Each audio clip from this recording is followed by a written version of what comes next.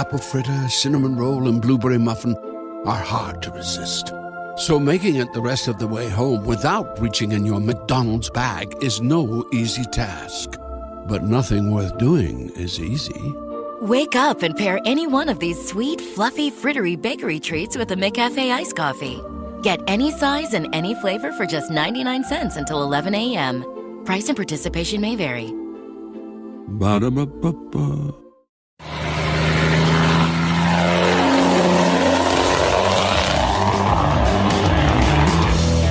He put it in park or across the front of it and jumped right off the side of the bridge in front of me. The only people that really pulled over were truckers. He said, "We're going Hodge," and he didn't slow down. He went across the median onto the oncoming traffic, but where they could see him coming, they just got out of the way. I noticed this plane was really low. It went right in front of us, hit the fence, and it spun around. 30 seconds more, he could have hit us. And I went around that truck, and a guy stepped out from behind the truck and threw a piece of wood, and it shot through my window just like a spear and stuck in the back of the cab of my truck. That's probably one of the stranger things I've seen.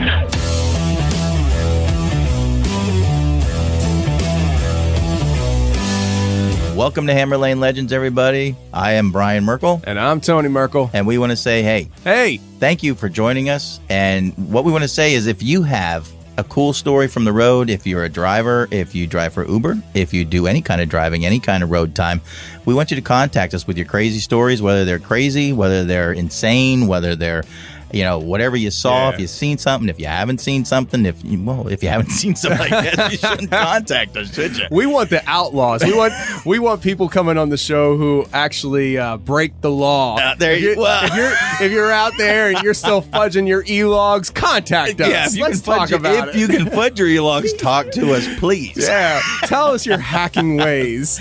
And you can do that by contacting us through hllpodcast@protonmail.com. That's hllpodcast@protonmail.com. Now let's talk about emergency preparedness. What has 2020 taught anybody?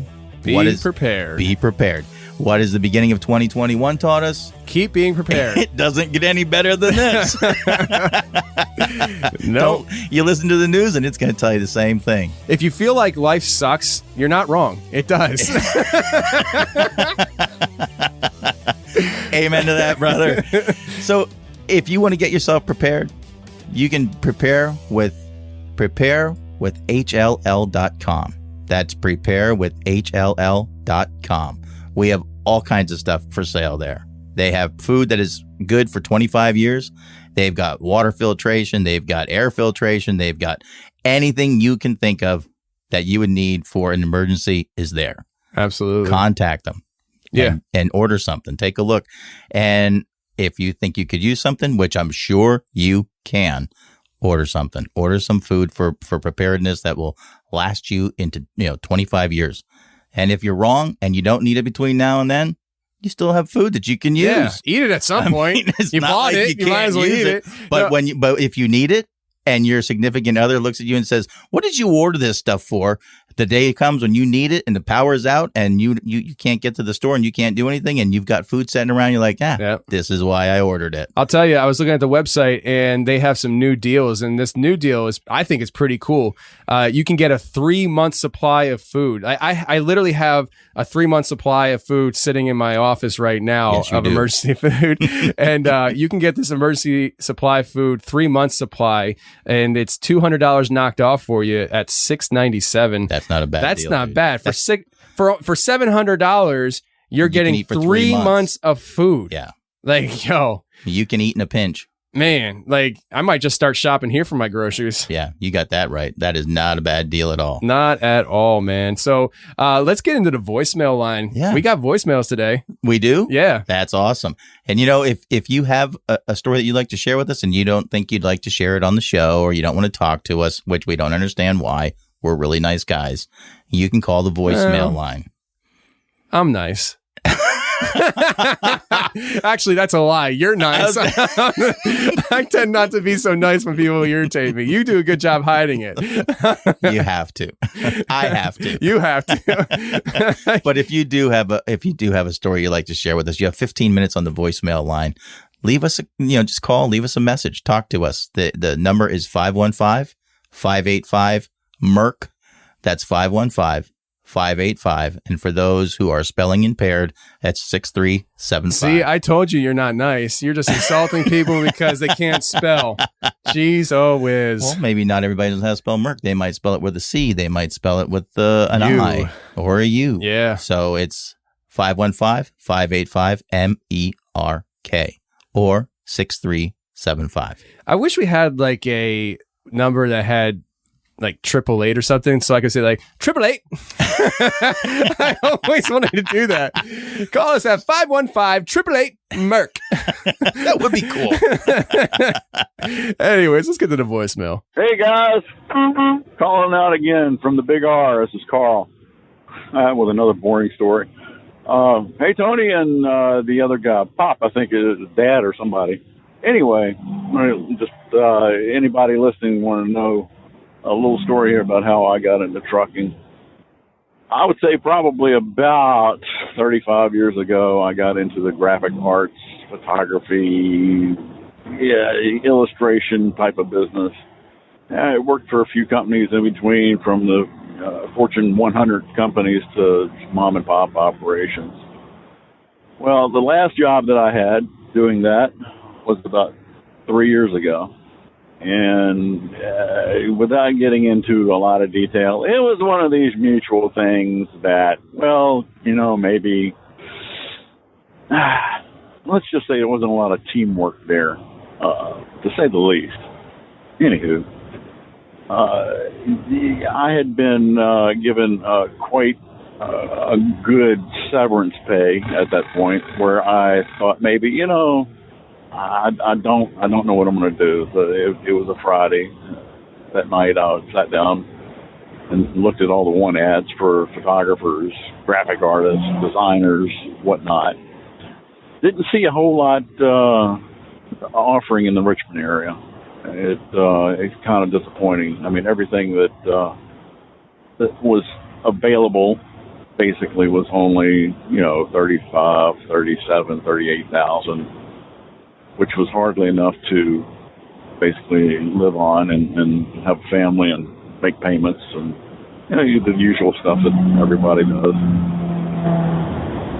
So, I remembered a friend of mine, actually, he is a friend, good guy.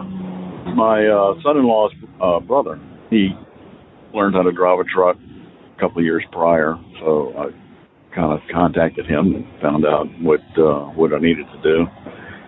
And did a little bit more research that night and came to the conclusion, well, this is not going to work.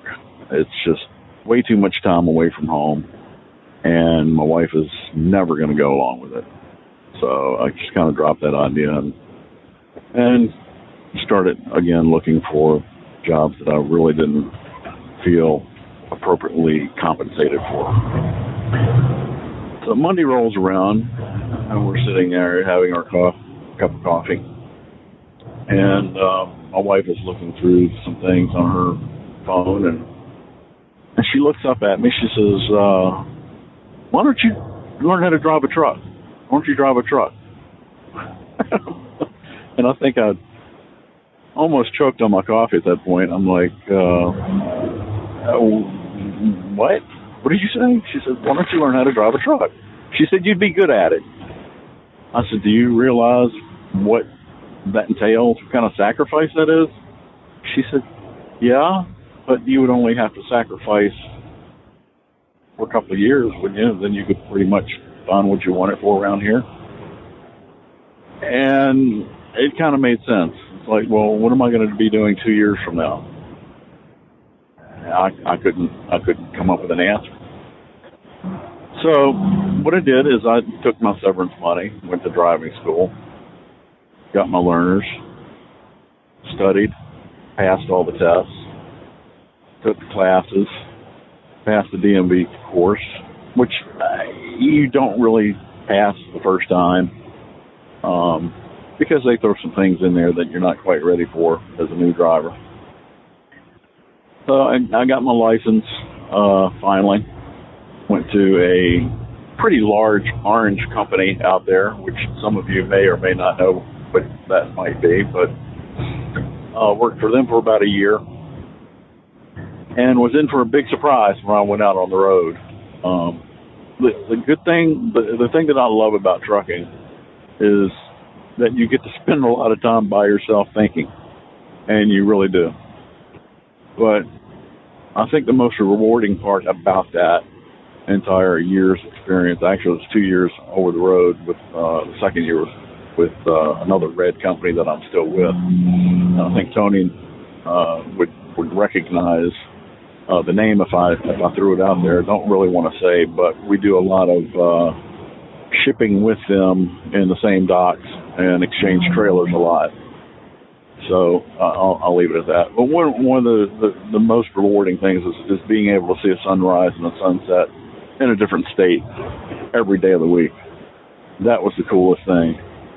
And as a photographer, I can appreciate stuff like that. Anyway, I hope there's a lot to talk about as far as new trucking goes. Like the first night you're out on the road by yourself, trying to find a place to stop and spend the night before 4:30 in the afternoon. Up north, it's pretty much impossible unless you're parked by 2:30 in the afternoon. Quickly found out that it doesn't work very well if you need to find a reputable and safe place to park at night. But one of the things that I realized that is if you don't have the motor running, somebody always inadvertently comes through the truck stop or the rest area at 2:30 in the morning with the Jake brake on. And you know what that sounds like.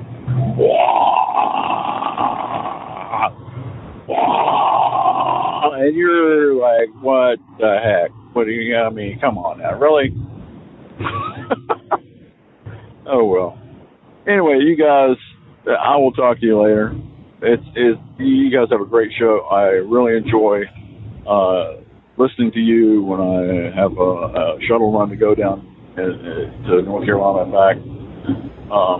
Y'all take care. God bless. That is really cool. It's nice to hear from fellow drivers out there on the road, see what they're going through. Yeah, I like when he toots his horn, too. I do, too. That's really cool. Makes me feel at home. Yep. You know? It does. That is really cool. Yeah, I guess, if you're a photographer and you're, traveling around and you get to take those pictures and video or whatever, I mean, I guess that would be really cool. There's a shout out to this guy. He's on YouTube. His name's Trucker Brown, and he does fantastic video work. So, like, his channel, like, he's a trucker and all that stuff, but, like, he does, like, he'll show you what he's seeing and stuff, and he does such a good job. And so, I mean, any drivers out there that have a particular skill in that way of doing video production or photos and stuff, you're in a prime position to really have a side hustle there. Yeah. A real side hustle. That is the truth. Start taking advantage of it for sure. Oh, my word. Yeah. It's fantastic. And I agree with them. I love watching the sunrise. That's one thing I love about my job is I get to watch the sunrise every day. And it's cool. It's really cool. It's beautiful to watch, especially when you're coming across the mountains or if you're coming out of a tunnel and you catch the sunrise coming up over the valley. It's like, wow, that is just gorgeous. Every time I've ever seen the sunrise driving truck, I was always going the opposite direction.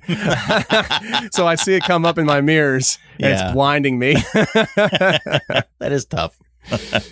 But no, that was really cool. Thank you for calling. And again, if you have a story out there and you'd like to share it with us and you don't have a lot of time or you don't want to spend the time talking to us for an hour on, over the phone, give us a shout out on the voicemail line. And that is, again, 515-585-MERK or 6375. Yeah. Who are we talking to today, Tony? We're talking to Barry, and he is the father of Ryan, who was on the show already. And Barry started driving back in the 1950s, and he ended in I think he said the early 80s, which means 80s. he probably stopped driving truck before I was born. Yep. So he has a whole other perspective as to what trucking is because he did it before I even existed. And he said, I got out of it because these new truckers today, I was like, yeah. And because I was thinking like new truckers, man, like I thought new truckers like today and stuff, but he was saying back in the 80s, the new truckers then, those are the OGs that I wish it was like now. Cause like, you know, so he has just a whole other perspective. So let's get to him right now.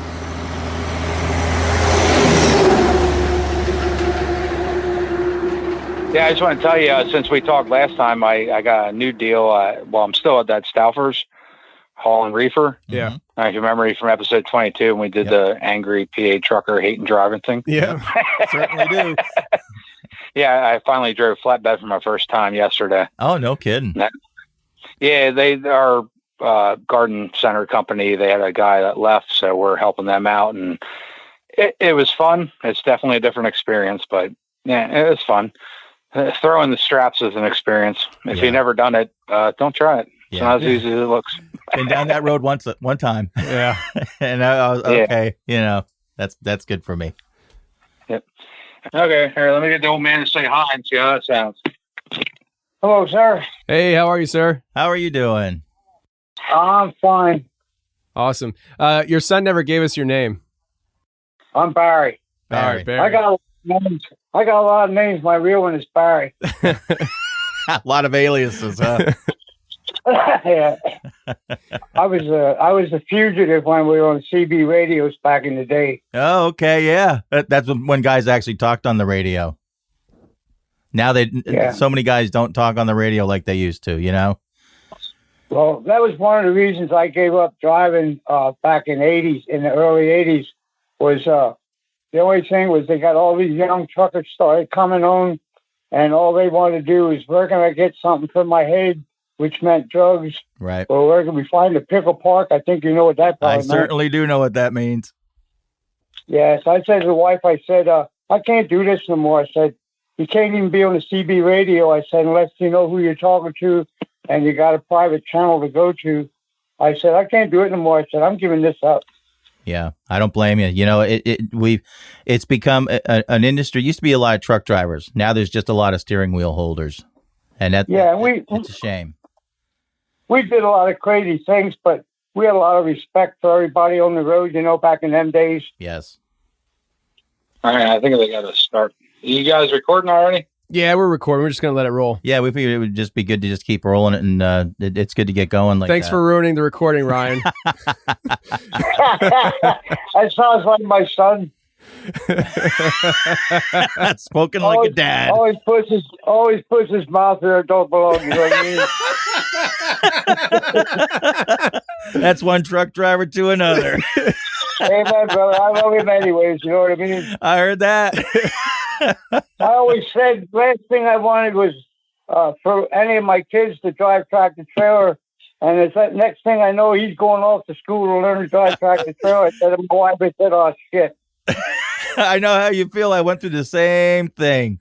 I've been doing this for long enough, and I didn't want my kids doing this. And then what does Tony do? He starts driving truck, and then he gets a job with the same company I'm working at. It's like, come on.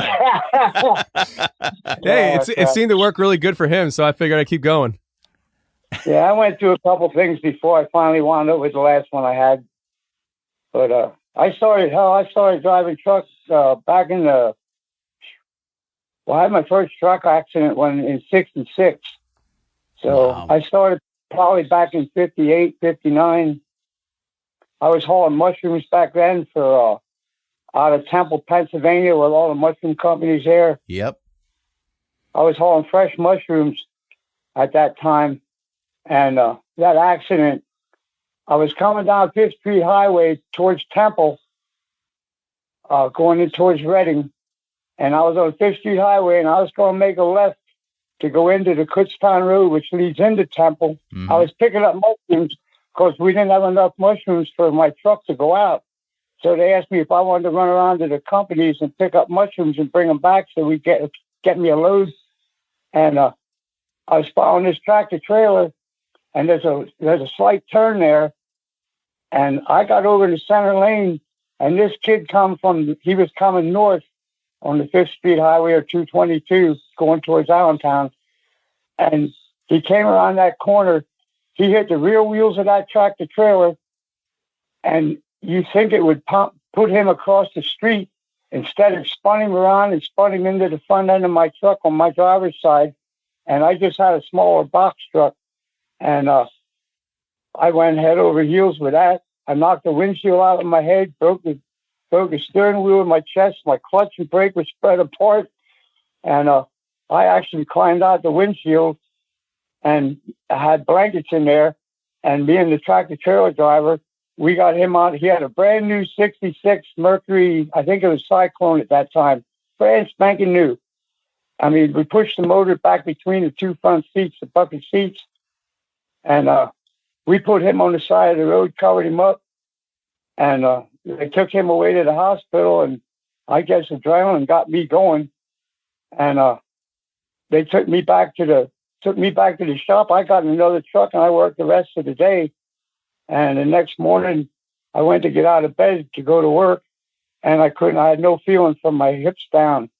I couldn't move my legs, and I wound up with a spinal fusion. Then that was in '66, '67. Wow! And you got back in the truck then and drove after that. I mean, after you healed and everything else, you start driving again. Yeah, I drove another 5 hours. Wow, that is just and then crazy. drove home, and I felt fine. They said it was probably adrenaline that kept me going. I was fine. Went to bed, I guess. They don't make them like they used to, Dad. No, they don't. Holy cow! Now anything happens, everybody's looking for a safe space. Yes. Yeah, I had 2 spinal fusions, both in truck accidents. So. Wow. What was the second one? I was heading up towards Canada. Here's one for you. People don't even know what steel beam headlights are anymore, probably. Nope, they don't. But I was hauling freight at that time for a freight company, and I was going up, and I was coming up the I guess I was heading north, going up this big hill into New York, and it was like I think it was 7 or 8 miles up, and 8 or 9 miles down the other side, and it was misting. And my wife listened to the news, and she said, "You shouldn't go out." She said, "It's supposed to be really bad weather." And I thought, "Nah, hell, I'm all right." I said, "I've been doing this a long time." And I went up to one side. It was just misty. And when I started down the other side, I knew something didn't seem right. And I downshifted, and I didn't hear my Jake brake. And I'm like, "Oh, crap." And when I didn't hear that, I looked. And by the time I looked, my trailer was already alongside of me. And I tore down like 300 feet of guardrail. And I was on the CB radio telling anybody was coming. I can't remember what the number of road that was. Telling them, pull over. And because I said, I'm gone. And the trailer unhooked from the tractor. And we both went down the hill. And they said they never found one good steel beam out of that whole trailer. And that's when I got my second spinal fusion. Wow. That is crazy. Oh, my word. Yeah, they wanted to put me in the hospital up there. I said, "Bullshit." I said, "You're taking my butt back to Reading, Pennsylvania." I said, "Where I live." I said, "I ain't going to the hospital where I don't know nobody and nobody can come see me." I said, "You get me an ambulance or you're taking my butt home." And that's what they did. So Wow. then I wound up with my second. Wow, that is crazy. Oh, my word. I'm from those schools. But you know what? Both times, the first time they told me I was done driving truck back in '66 and '67, I lost about a year there. Then the second time was in the late '70s. I think my son Ryan here was probably like 2 or 3 years old at that time, and he didn't know nothing. And they told me, "Now you're done driving tractor trailer." I said, "I'll tell you what," to the doctor. I said, "If you pay," I said, "I got 3 kids at home." I said, "If you pay my bills and you pay my tractor payment," because it was my tractor, I said, I'll quit driving. "Well, we can't do that." I said, "Well, then I guess what?" I think it was like 4 months. I was back in my truck and I was going down the road driving. Oh, my word. Jeez. They do not make them like that anymore. No. That is that really literally is the difference between a truck driver and a steering wheel holder. Yeah. It really is. Yeah. Wow. And you want You want to know something? I'm going to be 80 years old in November, and I still work part time, and I can still lift 80, 90 pounds with my bad back, my bad knees, and everything else I got going on. But I'm not a quitter. I don't quit. No, you do not. That is for sure. That is one thing nobody can accuse you of. That is fantastic. Yeah. Man, Barry, that is awesome. They call us the last of a dying breed. Yes. That is the truth. Wow. But I did a lot of riding. I remember I used to haul for the freight. Sometimes everything was on the floor in them days. You didn't have palleted stuff back in the 70s. And we had end of trailer loads. You had to get it to the end of your trailer. From there, it was their responsibility. And we had rollers on our trailers. And we'd go to like these Pet Boys and stores like that had batteries coming. And I'd say to them guys, "Are you ready?" And they'd say, "Yeah." And I'd start rolling these batteries down. And every time I'd hear one crack on the driveway, I'd say, "Oops, that's yours." I got it to the end of the trailer. I said, "It says end of the trailer, dude. That was yours. You bought it." Yeah. Those are the days, man. That's when you really humped freight. Man, that is fantastic. So I imagine go ahead. I'm sorry. No, go ahead. No, I was just going to say, I imagine you've seen the traffic really build up in this area then. Because, I mean, I live in the Pottstown area, and wow. my dad lives up in the Hamburg Shoemakersville area. So we're very familiar with your Reading story. Yeah, definitely. Oh, I know that whole area very well. I'm from Temple. You know where Temple is right there? Yeah, certainly. That's when you start talking about Kutztown Road and Temple and the mushroom farms. I'm like, I've smelled them. I know where they are. Yeah. I used to work. If you go through there, you know what you see. You know what you're smelling. Yes, sir. Yeah. I used to work at I used to work at the Bachman's Pretzel in Reading there. I think that's actually Temple. It's considered Temple. Yeah, I had a brother that worked for them for a while. One of my younger brothers, he's gone, but yeah, he worked for Bachman's there. I used to go across the street there. You know where Hans and John's is? Across the street from there. Yeah. Sure do. Best chili dogs going. Uh-huh. You got that right. That's free advertisement. That's what that's called. Yeah, now I live all the way down here in the bottom part of Delaware near the Maryland line. I'm like 9 miles from Ocean City, Maryland. And I miss them hot dogs, something bad. Oh, yeah. Can imagine. Yeah, but I did a lot of things. I hauled batteries. I one time told my son, I said, "You're not a truck driver until you drop a trailer." I said, "That's what they told me." I said, and I learned the hard way. I was just picking up a trailer, and they had my tractor in for service, and they gave me this old beat up damn cab over, International, and I backed up underneath it, and it was a slant. I had to back up a bank to get the trailer, and I always listen for the click, and then I usually look, make sure it's locked. I put my head under there and make sure it's locked. Well, I don't remember if I took my head there and looked or not, but I pulled out and I hit the brakes and I pulled out again and went. I got down to the 5th Street Highway. It used to be Lee Hefner Ford's there, South Temple. It was on the 5th Street Highway. I went to pull out onto the 5th Street Highway, and that trailer it was full of batteries. That trailer hit the back of my tractor. The air brakes came off, the hoses came off, they went around, broke both the windshields, and there I was. I'm like, oh, crap. And it took them 4 forklifts to lift that trailer up so we could get another tractor under it. Wow. So, yeah, that's not a light load. I ever got them. Holy cow, a load of batteries is not a light load, that's for sure. Oh, no, it was a heavy load. Yes, sir, I can imagine. Wow. Yeah, I didn't go out that day. I said, I already had enough. I'll wait for my truck. I know what the hell it is. You know what I mean? Yeah, I totally get that. Wow. That's that is a long time ago when they're using cab overs. Yes. You every now and then you see one running down the road. I'll see a cab over, and I'm like, holy cow! Look at that. That's beautiful. Yeah. So when you're sitting in there and you say, I hope the hell nothing hits the front of this truck. You're sitting right there. Yes, you are. You You're are sitting right. there. You're looking straight down. Yeah, because the motor was between you and under the dog box and the other seat. That's where the motor was. So you'd had nothing to stop it. It was you were in trouble. I always wanted to drive those when I was running North Philadelphia because I just imagined they were easier to drive in the city because That's the only time. Yeah. That's the only time they were good. I was telling him just a while ago, I said, I rode for Lentz Milling. Did you ever hear of them down there in Reading? I sure did. I drove for Lentz Milling. It was one of my first jobs. I know what that's like.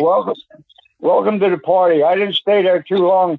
We used to have to go up to Harrisburg and down to Philly, and some of them side streets, you had to back down to where you had to unload, and they were the streets were so narrow, we had to pull in both the mirrors, and when you get them pulled in, then you'd stand there and try to adjust it so you could at least see a little bit of where the hell you were going when you were backing up. I said, that was unreal. Oh, my word. But, Yeah. And then you unloaded it, you put it on two-wheel dolly and took it to what they call an elevator. Yeah. And you hope that didn't break down when you were going up to the second or third floor. Yes, sir. Yeah, I hated Lentz Milling. And that was literally all hand unload. That was, when I was working for them, I ran over into Newark, New Jersey. I was running around North Jersey with the guy, and it's just you're touching everything. You touch every piece of every bag, every piece of freight. Well, it's milled stuff, so it's flour and sugar and all the baking stuff. Yep. And you're delivering these little mom and pop bakeries, and you got to take the stuff exactly downstairs right. and stack it all and stack it for them and do this and do that. Oh my word! It was just you had to do crazy. it all. Yes, you did. That was a tough and job. Didn't get paid crap. Yes, and didn't get paid crap. You got that right. That job didn't last long for me either. I was like, I'm not dedicated. If I was there a month and a half, I was lucky. I hear that. I know what you mean. I wasn't there long at all. Wow. That was one of those jobs that's, you know what? Okay, I'm out. When you guys were there, was there anybody that was there for a long time, or was that one of those companies where everybody just kind of cycled in and out? Well, I think most of the drivers were the short timers. Yeah. They had some that were there for a while, but the only ones I can remember, they weren't there, maybe not as long as I was, some of them. Yeah.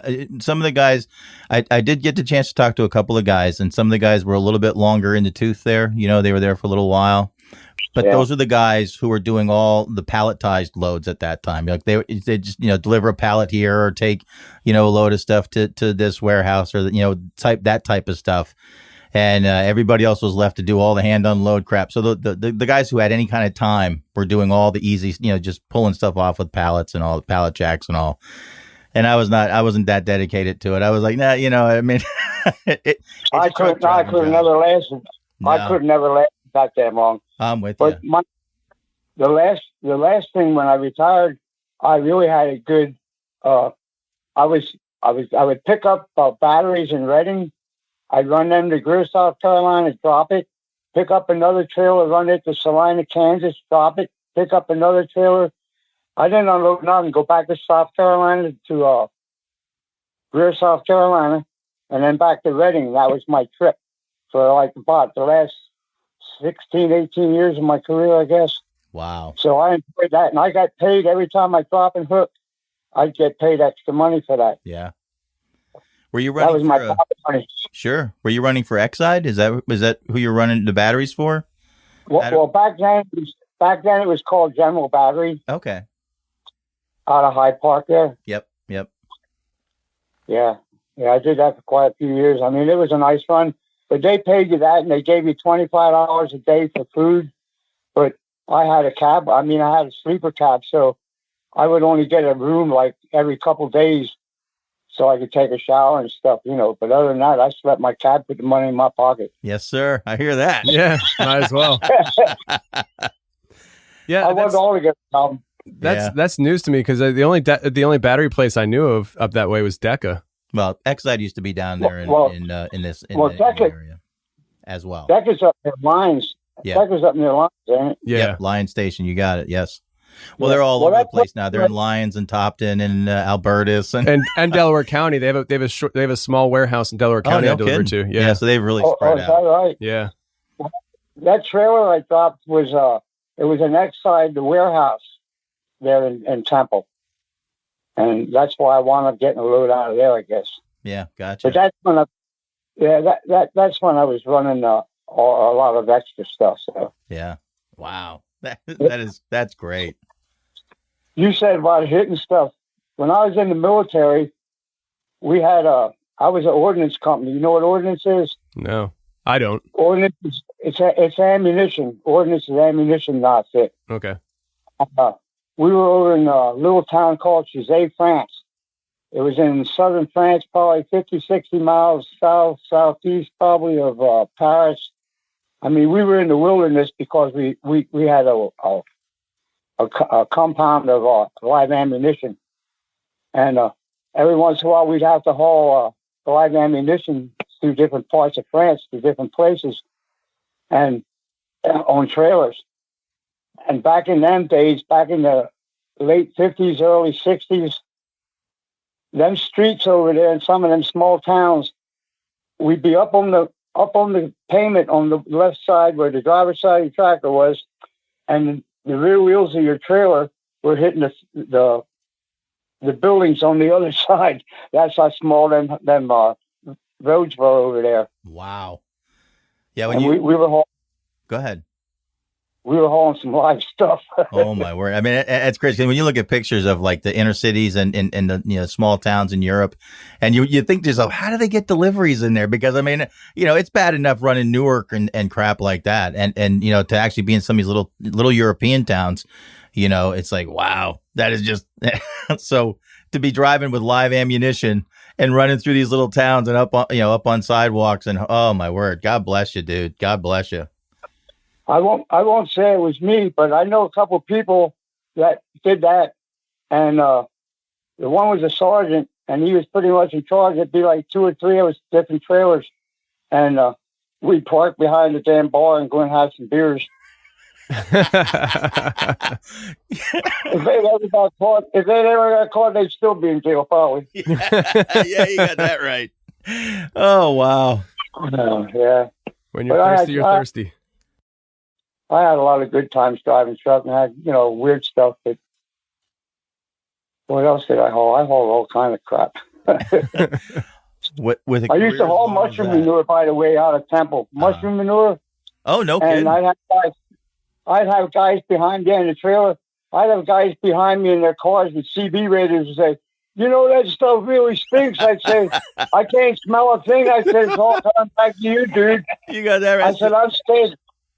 I said, the old people staying right in front of that shit. That's the beauty of being in front. Amen, brother.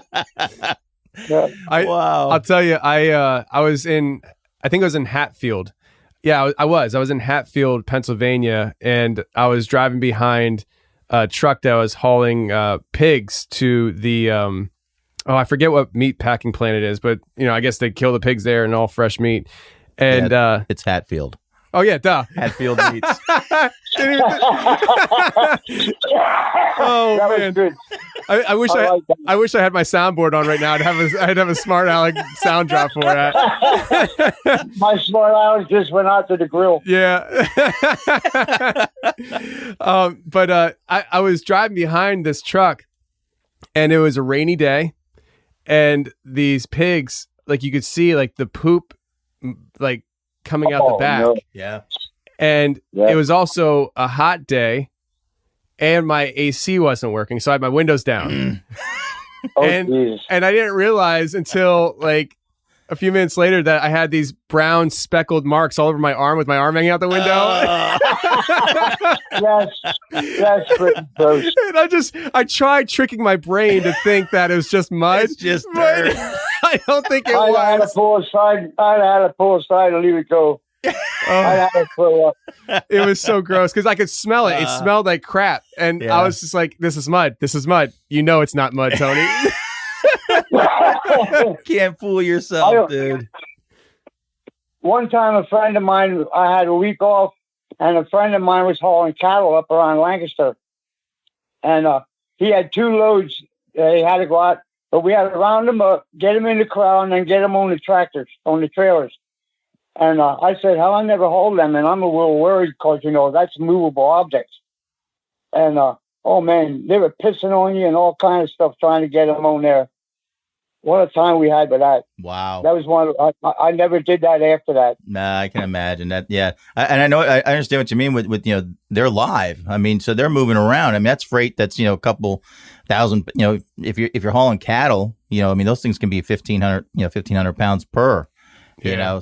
holy cow. Yeah. And those things move around. And even some of the, the pigs and stuff like that can get pretty large.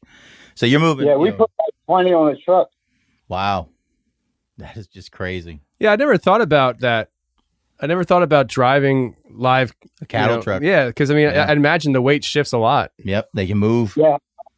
So, I only did it once, but we looked like fools. We were out there in the fields trying to get these idiots to get into the corral so we could get them where they needed to do so we could get them loaded. We're running around there with shock sticks and crap, and I'll tell you what a day that was. I'd never do that again in my life. That is one thing that I've never tried, and I'm with you. I don't know if I'd want to. That's yeah, them boys earn the money. Yes, they do. Yes, they do. Wow, that is just crazy. Speaking about things that really smell around here, well, up our way, like with Hatfield Meats and all that. There's a company called Mopac, and they haul the after they clean the meat, after they clean off the cows, all the skin and the fat and all the stuff. They load that in a trailer and they run that. And I don't know where some rendering plant. I don't know where it's at. And right on the road that the company that I work for is on, there's a stoplight just as you come off the highway. And every now and then you'll see where one of those guys had to come to a stop quickly because there's a whole big splash of mud and stink. It's just blood and some pieces of flesh that just, it makes you because it's like, right, I have to go down that way to get to work, because I just got to go down and make a left into the company. And you pass that, you go right through that traffic light. And if you get stuck at that light, man, in the summertime, that can really stink. I've seen that happen a couple of times where these guys are coming down and got to slam them on. Yeah, me too. Me too. Yeah, I'd have to pull over and throw up. I'm sure of that. Oh yeah, it's not a pleasant smell. So you just want to get out of that red light. Just get me out of here. Turn green. I gotta go, man. This is horrible. It is stinky. Whew. And stinks. Oh my word. Yeah. With the mushroom manure up there and down here where I live, it's all chickens. And when they spread the chicken manure, or up there was the mushroom manure, we used to call that good fresh country air. Yeah, I smell that quite a bit anymore. It's when you're around it, you can't even explain it. You can't explain what it smells like.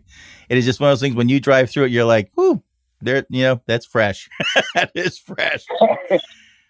Yeah. When I used to live up near Shoemakersville and stuff, and they would spread it, like, I don't know if if it loses its stench, but I feel like after a while, I just got used to the smell. I didn't even notice after a while because other people would come over and like, oh, it stinks out here. I'm like, oh, I don't even notice it. Yeah. Well, it smells worse when they first take it out of the houses than it does when they put it in. When it's new, it don't smell as bad as it does as when they take it out. Oh, no kidding. Yeah, a lot of places will store that for a while before they start selling it to farmers and stuff, to spread around in the fields. But I'll tell you what, you can't get anything better to grow product than I believe that stuff works. Yeah. It's crazy. It stinks, but it does grow stuff. It's amazing. Oh, don't tell me it don't work. So you're when you first started driving truck, you started driving in the service. Is that when you started driving truck? No, I started driving when I was like 16, 17 years old. Wow. And back in them days, you didn't have to go to school to drive a tractor trailer. It was called OJT, on the job training. Right. No, they gave you some instructions and you went and eventually you learned it. And with them mushroom trucks, I'll tell you what, some of the mushroom plants to get into. And when you back up to dump them, because, it's a trailer and you got to dump it, mushroom manure won't come out till the trailer's all the way up. And then it slides out and you get off the brake and it pushes your truck front. And you had to make sure you were level, because if you weren't level and you put that trailer all the way up, guess what's going to happen? Yeah, you got that right. We used to open the gate and take mushroom manure. If there wasn't a pile already there, we'd take mushroom manure and figure out how long of stretch we needed and how high we needed, so we get back that set of axles up under the pile, so it would be level when you go up.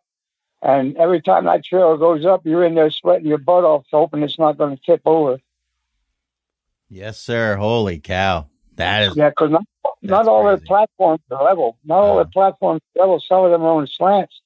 And you got to make sure that truck was level before you put that bed up on that trailer. Oh, my word. Yeah. Yeah, you're taking a tumble. That's for sure. Wow. But I hauled fresh mushrooms for a couple of years up into, I went to Wilkes-Barre, Scranton, and Binghamton, New York.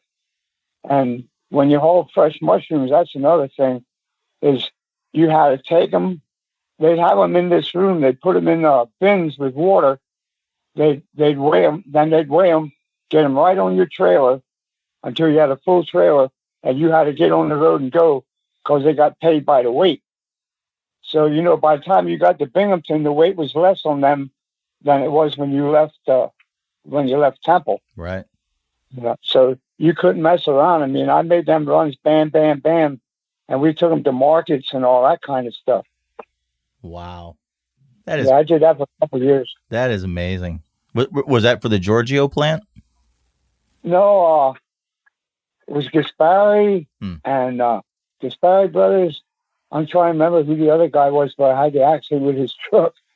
I made second page newspaper for that one, the first one, where I was going around picking up the boxes of mushrooms. What the heck? I really liked that guy. He was really good to work for. He decided to make a cannery, and I actually helped them rebuild that cannery, and I was hauling fresh mushrooms out of there for him for a long time. John something. What the heck was his name? He's long gone by now. That was in Evansville, out near Maiden Creek. Yep. I know where that's at. I used to run for Venezia Trucks out of the Evansville cement plant. Well, yeah, it was right near he was pretty close to that place. Well, I think Redner's Warehouse Markets has a big warehouse here at what is it, 222 and 73? Is that runs through it? That's it. You got it. They're right there. Yeah, they have a big warehouse there. I worked for them for a while. Oh, no kidding. Yeah, they're good people to work for. Yeah, that's what I hear. That's what I hear. But I wasn't driving truck. I actually wound up being a manager for them. Wow. So you've really done a lot. You've really done more than just truck driving. You've done other stuff too. Oh, yeah. Hell, on the side, I had a little construction business at one point, plus driving truck. I drove taxi cab when I wasn't when I ran that last from Reading to Salina, Kansas. When I had my 3 or 4 days off, I had a friend that was a dispatcher for Yellow Cab in Reading, Jerry, and Jerry would get me out there, and he would throw me all the good runs, and so I stayed busy. Yes, I had 3 kids at home. Wow, that's awesome. That is, you don't hear that kind of stuff anymore. Well, nowadays you can't. Like they won't let you drive anywhere else while you're driving for a company. I mean, you have to log all that time on duty. Back in them days, we didn't need a CDL license, so yeah. That's true. Yeah. You also didn't have paperless logs. the old ELD system. True. Yeah. Well, when I was running from Reading to Greer to Salina, I had 3 logs books I was trying to keep up with. I hear that. And wow. And if you came to a stop where you had to get checked by the DOT or whatever, you better make sure you pull out the damn right one. That's the truth. Wow. One time I had my wife help me do a log when I got home. I had her doing my logbook with me. She had me doing 80 mile an hour through a 35 mile an hour section through a signature. I said, honey, that ain't going to work. Oh, you got that right. That's not going to fly. No. We got to make up our time somewhere else. Yeah. Oh, back in them days, it wasn't no 8 hours on, 4 hours off, or whatever. Right. We rode when we got tired. Then we pull over for, if you're an hour, you were lucky to get on the road again. But we got away with it back then. But I wouldn't even think about doing that today anymore. No, nowadays with everything being ELDs and all that, you can't play with it. It is what it is, and it records everything you do. And that's the hard thing. But That's a lot of driving. That is a lot of driving. You know. Yeah. Something else. I used to run the New England states when I was hauling freight, and what was I going to say about that? And I hated the New England states. I couldn't wait to get the hell out of there. Man, I had a lot of trouble up there. I hated that states. Yeah. There was some. Go ahead. There was a story I had, and I wanted to tell you. Now it's just like that's that old age shit. I get those days too. You know, it's the way it is. You know, you just accept it. My mind is like my hair; it's falling out. Yeah, I'm trying to figure out what my excuse is.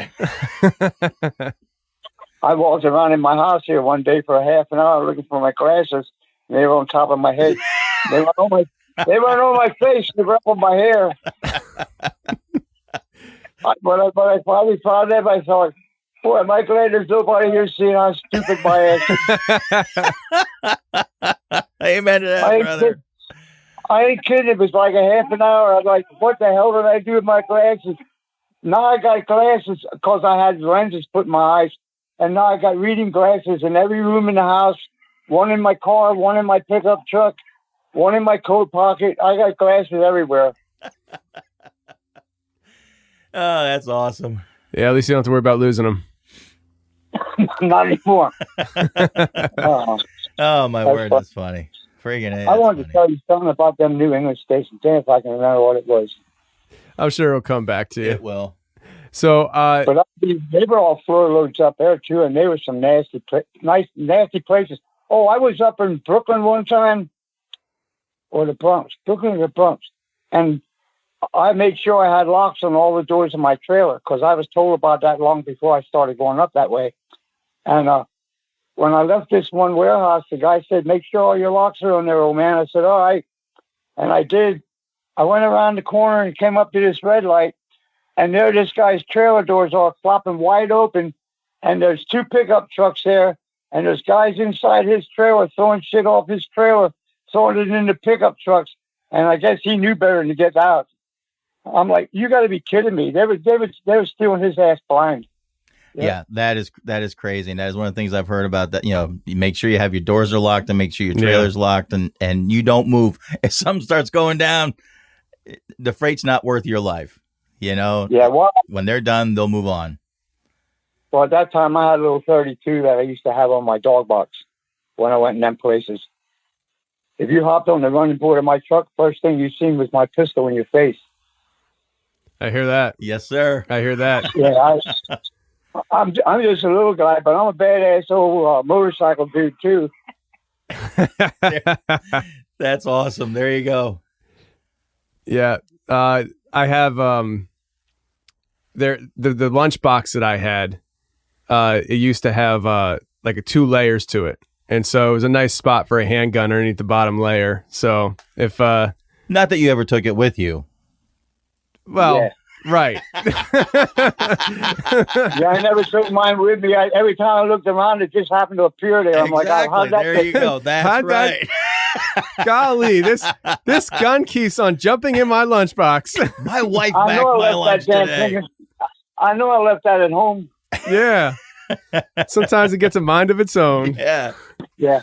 But I never worried about it unless I got in one of them places, then I'd get it out in the open so it was easy to grab. I mean, because I knew where I was at. Yeah. Yeah. And that's why I couldn't wait to get away from them New England states and stuff up that way. I didn't mind Rhode Island too much because it's one way in, one way out. I would get up in there once in a while, and it wasn't too hard to find your way around. It's kind of like Delaware. Mm-hmm. The only problem is I would go in there. I would be going in there like at midnight, 1 o'clock in the morning. I would going in to miss all the traffic on the LI or whatever it is, on Long Island Expressway. And if I couldn't get done before like 3 o'clock in the afternoon, I just got a room and I stayed overnight and left early in the morning. Oh, I hear that. Because you got all them bridges, and you got all them 5-lane highways, traffic coming both ways, drive you nuts. Yeah. Oh, you got that right. I can imagine. Yeah, traffic in there is crazy. Crazy. Yeah. Never drove it. I never drove it. Never will. You don't want to. Yeah, you avoid that if you have to, if you can. At all costs. Yeah, Long Island Expressway, that's some piece of work here. One guy was trying, one time I was coming on, it was already getting busy, and this big white Cadillac come up from behind me, and he was trying to pass me on the right-hand side, and there wasn't nowhere for him to get in. So as he kept over, I kept going over with my trailer. I made him get off on an overpass that he didn't want to get off on. Up the overpass, he was giving me the finger all the way up over top. I said, I hope you'll catch me on the other end some damn place. I'm in trouble. I thought, you ain't passing me, idiot. Stay in line with the rest of us. That's right. That's right. Yeah, we just had somebody email the show, and they never drove truck before in their life, but just by listening to the show, she learned how to kind of drive around trucks, and actually saved her an accident. Yep. And so it was really cool to read that, just people listening to the show that have no idea what it's like driving a truck, hearing what we talk about, they're like, okay, so it's not a good idea to drive next to the back tires on a trailer consistently. Yeah. No, it's not. That is the truth. No. And you know what? We seen somebody wanting to pass us. We would give them the okay with the lights, and we'd get over so they could pass us. And then we give them the lights so they knew they could get back over in their lane. I mean, you don't see that respect anywhere. No, you don't. That is the truth. That's a thing of the past. Yes, it is. And it's sad. It's sad to see things like that end, because that was just a courtesy of the road, Yeah. It was a much nicer time to drive. Now it's a mess. It's just nobody cares, and nobody shows any respect for anybody. There's no courtesy. Yeah, I couldn't do that anymore. They think you can stop on a dime, and there ain't no way when you got 80,000 pounds or 90,000 pounds on that trail, you ain't stopping. No, they don't get that. No, you're right. Yeah, I talked to some of the guys who've been at my company for 30 some years, and they always say to me the same thing, Tony, this job used to be so much fun. Yeah. It's just between the way people drive around the trucks these days, and then all the laws and regulations around your job. Yep. It just, I guess I mean, I don't know any different, but these guys have been driving forever. They said back in the day, it was just so much more fun. Yeah. When I'm in my car or my pickup and I see a trucker coming and he wants to get past me, I'll give him the okay to get past me. I'll flash my lights for him to get back over. I still do that. Yep. And I've been out in the trucking business since in the 80s. Wow. But I still got respect for the drivers. Yeah. Like I said, that's just, it's a nice common courtesy, and you just don't see enough of that anymore. And it's indicative of the society that we're kind of living in now. It's kind of crazy, and, it's a shame that that's how it is, but that is how it is. I worry about my son every day because he runs that damn Schuylkill Expressway, and I know what that's like. Yeah. I've run that more than once back in the day. Yep. Used to run down to the old Philly market. We used to haul mushrooms down there and bring watercress back. And I know what the Philly Expressway is. That's just terrible. Yeah, it is. It is. And then if you're on the Roosevelt, it's not much better. So, yeah, the Schuylkill Expressway and the Roosevelt are very dangerous roads to be on. And I was just, before we called you guys, I was talking to my dad about my first driving job. I was with a guy in the cab, and I guess he was training me. And it was a snowy day. I think it's more sleet than anything. It was very icy roads. And this guy is just flying on the Schuylkill like he doesn't know there's going to be traffic. And then all of a sudden we come up on dead stop traffic, and he slams on his brakes, and we're just sliding. And I thought for sure we'd have an accident. And we stopped, we literally just stopped in time before we rear-ended people. And it's that kind of road, though. You never know where the traffic's going to be. Yeah. It's never the same spot every day.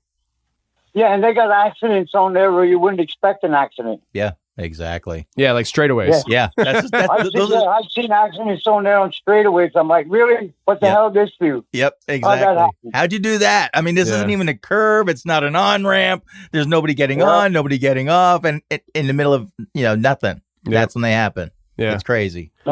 Makes no good sense. No, but it's and a lot of times it's just the dumb decisions that people make, changing lanes or doing something stupid or not paying attention or texting on their phone nowadays. Yep. That's a big thing. You see, I can't tell you how many times you look down and somebody's kind of swerving, getting closer to your cab, and you look down and there they are on their phone. You can see their fingers going, and you're like, what are you doing? Yeah. You toot your horn at them. That's what you do. That's why they make those pickup trucks. Well, I shouldn't say. They make vehicles today with the driver assist. My pickup truck has that. Oh, really? Yeah. Driver assist. Yeah. So I mean, if you start veering off on the lane, it sees it and it starts. You can feel it, like your steering wheel starts pulling you back into the lane, not real hard, but just real lightly. Mm-hmm. And they let you know. Yeah, they probably made that because there's so many people, texting and they're not watching the road and they're veering off and having accidents. Yeah, it's crazy. Yeah, that's yeah. my It PSA irritates for me the down day. here. Don't text and drive. Down here, even I see people driving up the road. Next thing they're all the way to the right. Next thing they're all the way to the left. I'm like, I know that idiot's on his cell phone, so I just get off of it and lay back. Yeah. Yes. Yep. That's it. Let them get ahead of you. Just let them go. Go have your accident someplace without me. Yep. Yeah, it's crazy. People are crazy. There you go. Yep. So you got out of truck driving back in the 80s, you said. I'm assuming they didn't have manual transmissions back then like they do now. Manual or automatic? I mean automatic, yeah. Well, I told you, I was talking to my son about that earlier. He said they can go get a license now for just automatic truck. Yes. I said, back in the 50s and back in the 60s when I was in the military over there in France, our deuce and a halves and our 5-ton trucks were all automatic. And then I'll tell you what, back in them days, if you think automatics are bad and slow now, you should have known them back in them days. I could have got out and walked faster than the damn truck. Wow, I had no idea that they had automatics in bigger trucks like that back then. Holy cow! Yeah, the military did. Yep, wow. They were called deuce and a half, 2.5 tons, or 5-ton trucks. Right, and they were all automatic. Huh? I had no idea. First time I got one of them, I was looking around. I was like, where the hell did you ship this thing? I do that now. I get in like my tractor. The tractor I drive regularly is a standard. I have, clutch and gear shift and everything else.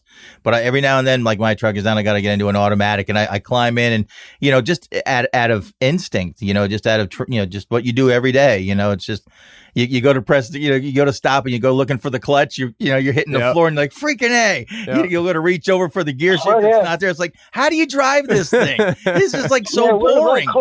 Yeah, it's a boring existence. It is boring. It's like you used to have something to do. You climbing up a hill, you had a downshift. You upshift, downshift, doing this. You get in traffic, you're downshifting or whatever. Now it's just you just get in it and it's like driving your car. It's just like driving a big car. I mean, even my car is a standard transmission. It's like, what the heck? I'll say the best thing though for that is when you're in city traffic. It's nice, and also it's really nice that you can steer and hold a cup of coffee all at the same time. It's so the easy. important things, And you don't forget what gear you're in. No, unless the truck does that for you sometimes. That's true. I've done that a couple of times. Did I upshift? Then you take it out of gear and put it back in. It's like, yeah, I was where I wanted to be. Oh, well. Yeah. I was already where I had to come to a complete stop and start over because I was already on the high side and I had 18 speed Road Ranger. And I'm like, shit, I have no idea where I was.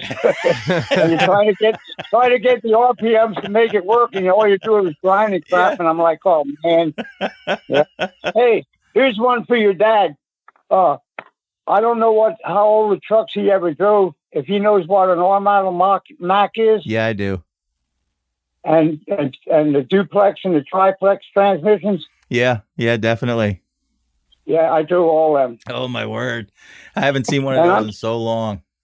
Yeah, I'm like 5 foot, 5'5" maybe, and a couple of guys where I worked at the mushroom companies where we had them.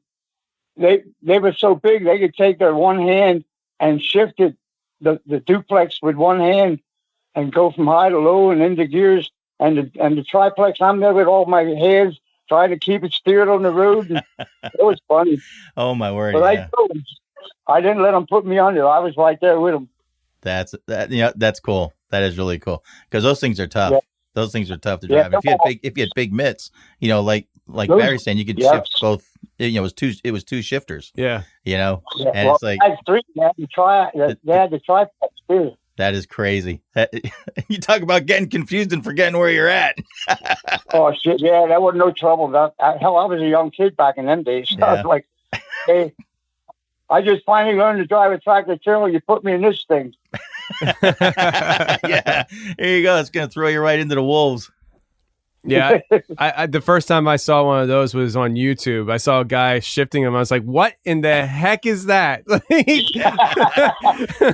Yeah. Yeah, kids today don't have a clue. No, No. When I was watching it, I had no idea if that's something that even existed still. I was like, dear God, I hope I never come across one of those. Like, And the old real trucks they had out, they were Rios and what the hell was the other trucks?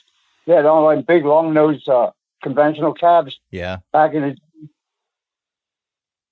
auto car. Yep. Western Star. The hood was bigger than the rest of the tractor. Yeah, it was crazy. They're huge. One of the first trucks I drove was a Western Star like that. It was huge. Oh, wow. For Walbert. Yeah. Up by the one. It's like a junkyard, you know. And he would haul, scrap steel and stuff like that, scrap metal. He would, get cars and everything else, crush everything up, and then haul it. And that was the first job out of school that I had. And he had a dual. And I was like, this is crazy, dude. We didn't learn this in school. Yeah, for real. Yeah, I was like, this is nuts. You said about Pottstown. I used to also work a little once in a while for, it was called Malco Metals back in the days in Reading, Pennsylvania. And they were a scrapyard. And I would haul steel turnings, cast iron borings, and steel turnings down into Pottstown. There was a big steel mill down there. Do you remember that? yeah, well, it was Bethlehem Steel, right? Is that what it was? Bethlehem Steel? I know Bethlehem Steel was in Pottstown, and when they shut down back in, I don't know, the 90s, Yeah. those big plants shut down, and now they're used for different things. But I think those buildings were originally built for building airplanes back in World War II. And then I thought Bethlehem Steel took it over. Bought 'em over. Yeah, But there was some scrap metal places too. Oh, really? But yeah, it could have been one or the other. Yeah, Okay. I'm not sure anymore. But Yeah, I was running car axles back then. Yeah. I used to go into Coatesville too. Coatesville had a steel mill down there. I used to haul. yeah, it. Middle Steel. Oh, yeah. It's still there. Oh yeah, is it? Yeah, it was part of my daily run for a long time. Yeah, I used to get down in there every now and again. Yeah, I remember the first time I was going in there, seeing like these big dump trucks coming out of the mill with this like molten hot metal. I mean, it looked like lava in the back of the trucks. Wow. Yeah. Yeah. You could feel the Yeah, heat I off remember it just from standing near the road, you I know? bet. Yep. Yeah, I drove a lot of different things. And I drove a lot of different products, and quite a few years, over 30 years total. Wow. Yeah. That is just that's amazing, especially in the time frame that you drove. Yeah. You know, the late 60s, 60s, 70s, and 80s. Man. The 60s, 70s, and 80s. Yep, that was Yes, a good sir. old days. Dude. Yes, it was. So you got out in the right time. Yeah, I couldn't handle them young kids coming on board anymore. I told wife, I said, I can't handle it. I said, and they didn't have no respect for anybody, other truckers or cars. Yep. I told her, I said, somebody's going to get hurt really bad out here. I said, and I'm not going to be one of them. Yes. Exactly. That's when I gave it up. Yeah. You've been through the getting hurt really bad part. You know, you don't want to do it again. Had enough of that. No, yeah, I had my share of that shit. Yeah. Yeah. Yeah. And it's crazy. When stuff happens, it happens. When you're in a big truck and something goes down, it's not going to be fun for somebody. Yeah. You know, it's bad news. And that's why you don't ever, that's why you wish people would just pay attention when they're around big trucks. Just pay attention. Like you said, Barry, 80,000 pounds, 90,000 pounds rolling down the road at 65, 70 miles an hour. It's not going to stop on a dime. You can't just cut somebody off. You can't just expect these drivers to swerve out of your way. You're going to roll it. It's like, It's a disaster waiting to happen. yes, it is. Yes, it is. The worst accident I had was that one with them steel beams on, because there was no weight in that trailer. Right. Steel beams back in them days didn't weigh nothing. Wow. And you tell somebody about, well, I was hauling Wagner steel beam headlights. What in the hell is that? Like, really? No, they put that little stupid bulb in, and that's your headlight. And that's it. Yes, sir. That's all you got is a little headlight. Yep. Unbelievable. Yes. One of the older cars that I had years ago was a seal beam headlight. And it's like it was, and at that time, I mean, this was just back in like the early 2000s. So that was, that was a rarity just then, So yeah, kids nowadays they have no idea. No idea. No. They wouldn't know how to drive. No, they wouldn't. I had a 39 Hudson and a 46 Buick Roadmaster 4-door. Wow. Straight 89. I had some really old ones, old Hudsons. We call them upside down bathtubs. Yes, sir. Wow. Back in my day, I'll tell you, if I had them today, I'd be rich. Oh, yeah. Yes, you would. Oh, yeah. Oh, yeah.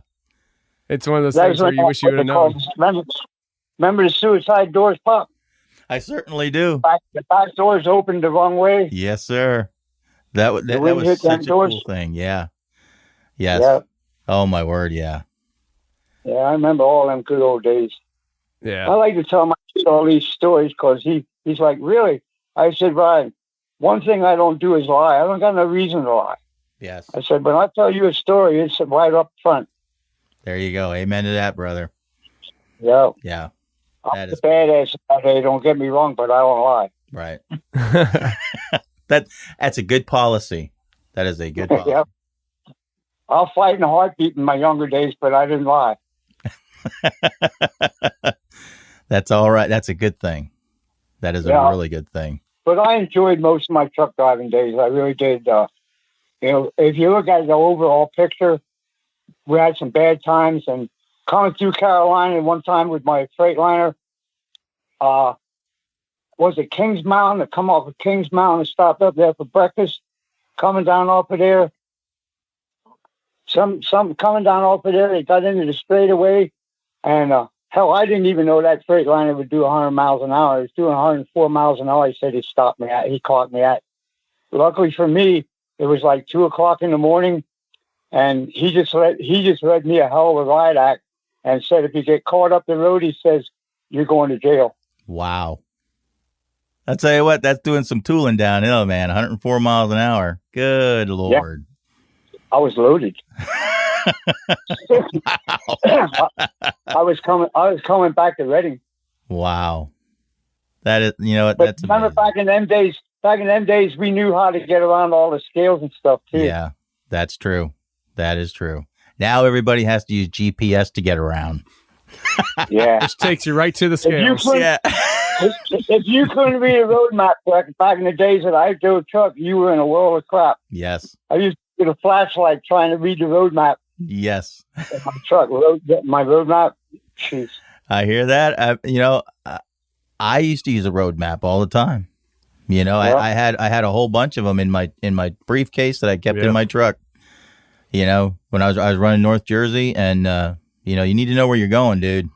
Because that's you get North Jersey, New York, and the New England states like you were talking about. You don't want to be playing around. You don't. You got to know where you're going. And even with the road map, sometimes you didn't know where you were going. That's I'm sure. true. Yeah, for real. And sometimes if you're going to CB radio and ask, where's this road or where's that road? If you didn't know who you were talking to, you were not going another 5 miles out of your road because they just send you anywhere. Yes. Oh, man. Nice, helpful guys. Jeez, really? Oh, yeah, we had a few did that. And finally I said, well, you know what? If you could do that, so can I. And I'd send people on a wild goose chase. But send them on a snipe hunt. I didn't like doing that, but it was like, you know what? I had this played on me too many times, dude. It's your turn. I'm passing it on. Your turn in the bow. Oh, yeah. Well, listen, Barry, it was really awesome talking with you. We had a great time. Yeah. It's really an honor for us to talk to someone like you who's been around for as long as you have and had the experiences that you've had. We had a great time. And we just pray all the best for you. And, we'd love to talk to you again sometime, have you on again, and just, listen to some more experiences. Yeah, I got a lot of them. I just, they go over your head because you're trying to think of different things and it just passes you by. But I appreciate it. You guys are great. Thank you very much for the conversation.